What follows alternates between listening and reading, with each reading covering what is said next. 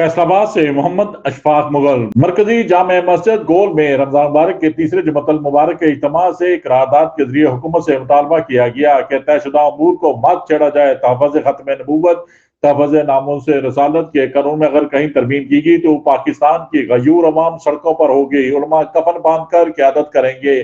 लिहाजा हम chief justice of Pakistan justice Faiz Isa साहब से मुतालबा करते हैं कि तयशुदा मामलात को ना उलझाया जाए, ताख़ीरी अरबे इस्तेमाल ना किए जाए। कुरान मजीद के मुहर्रम शुदा तर्जुमा पर पाबंदी और मुर्तकबीन को सजा देना हुकूमत के फ़राइज़ में शामिल है। सुप्रीम कोर्ट हर किस्म के बहाम से पाक और साबका फैसलों के तसलसल को बरकरार रखते हुए फैसला दे जिससे अकीदा खत्म नबूवत का बोलबाला और आखिरत में शफाअत नबी सल्लल्लाहु अलैहि वसल्लम नसीब हो। चेयरमैन मरकजी उलमा कौंसिल व जनरल सेक्रेटरी इंटरनेशनल खत्म नबूवत मूवमेंट पाकिस्तान साहबजादा मौलाना जाहिद महमूद कासमी ने मरकजी जामे मस्जिद गोल फैसलाबाद में जुमे के इज्तिमा से करारदाद के जरिए हुकूमत से भरपूर मुतालबा कर दिया। देखते रहिए GS न्यूज।